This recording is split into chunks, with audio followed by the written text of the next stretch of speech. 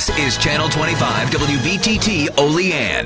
Now, from the Twin Tiers' biggest broadcast news operation, this is the 6 o'clock report with Jeff Andrulonis and Alexa Olson. Listen on News Radio 96.7 WVTT or watch on News Channel 25 WVTT television. WVTT proudly presents the 6 o'clock report.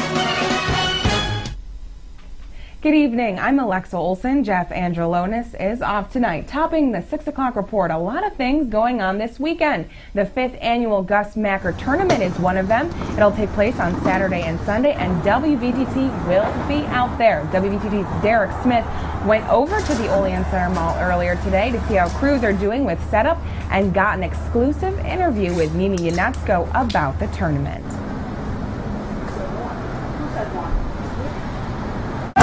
Well, we're here at the Gus Macker Tournament. While everyone's setting up, I got a chance to steal Mimi Yanetsko, the co-chair of Gus Macker Tournament, here with us, and kind of just briefly explain what's going on here. Well, as you see, we're at the Dream Court, and that's where we bring games onto the court and actually have them be announced, because I guess you're coming down on Sunday and announcing the games. Just give them a real feel of an actual, professional game. We have music, we have cheerleading, we have everything going on. But the rain came in this morning, and it did hamper a little bit, I think, just in spirits, but it didn't hamper in us getting everything set up. All the tents were up yesterday. We laid down the courts yesterday, too, because we have to tape the asphalt. It doesn't really do well with rain. But everything's gearing up to go. We have corporate cup games tonight at 6, and all the action begins tomorrow at 7:45 is opening ceremonies on Saturday. And how long have you been doing this for? This is our 5th year that Olean has hosted Gus Macker. And who benefits? It's mostly all students at the Olean City School District. It's a coordinated effort between the Olean High School boosters, sports boosters, and the Olean City School District Foundation. Okay, and just one last question. What does this do for a community like Olean, for everyone to come out here and kind of compete in a friendly competition? Mm-hmm. I mean, it's we bring in quite a few people from Rochester, Syracuse, Buffalo, a lot of people up from Pennsylvania. Majority of the people are right around here, about a half an hour drive. But we do get the people from Ohio and into other states. But it brings competition. It's wrapping up everybody's summer before they go back to school. Merchants at the mall sees a lot of business, as well as the area restaurants around here. And I think the concessions that we have on site do really well too. So everything in all, I think everybody benefits. All right, well, I think they realize that you have kind of taken a break, so we don't want to get you in trouble anymore. Thanks for your time. Thank you. This is the final game court that will be played on here at the Gus Macker Tournament this weekend, when teams will go at it to compete for this year's bragging rights. Olean members and Gus Macker committee members have teamed together here to bring the 5th annual of the Gus Macker Tournament tomorrow and a Sunday that's played at the Olean Center Mall. People are gathered together, so come on out this weekend. WVTT will be here, so come on out. It should be a lot of fun. I'm Derek Smith in Olean, Channel 25 WVTT. Be washed out by the rain we're expected to get tonight. The weather Olean has been having is really starting to make things soggy. So soggy that a WVTT tipster sent us an email about a house that had their entire backyard underwater. So we sent a camera crew out there, and even though some of the water has drained off, there is still some standing water. As you can see here, it's one giant puddle. Well, WVTT also got the chance to talk with construction crews working on the street, who say that the rain is slowing them down a little bit and putting them behind schedule. You can see in this video here that there's standing water. Crews are dealing with lots of mud and slippery conditions. Hopefully the weather isn't pushing the construction back too far. Good news is we are going to see some sun for the next week. Well, a recent search of a property in Ridgeway Township may mean more changes for a Ridgeway man already facing attempted homicide charges. When police searched the property of 54-year-old Francis Tony Millard, they turned up explosives, firearms, and other items they believe were used in several crimes.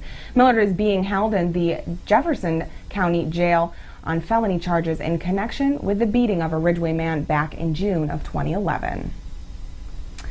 A man on the run for nearly 5 years pleaded guilty to a charge of escape yesterday. 28-year-old Joseph Chapman walked away from McKean County Jail back in 2007. He was featured on America's Most Wanted TV show back in 2011, and it was that show that led to his capture in New York State back in May. Chapman, an accused rapist, will be sentenced on the escape charge September 6th. Cole Memorial Hospital celebrated yesterday after receiving 3 prestigious state health awards for successful initiatives to improve the quality and safety of care for their patients and a special citation from the Pennsylvania House of Representatives.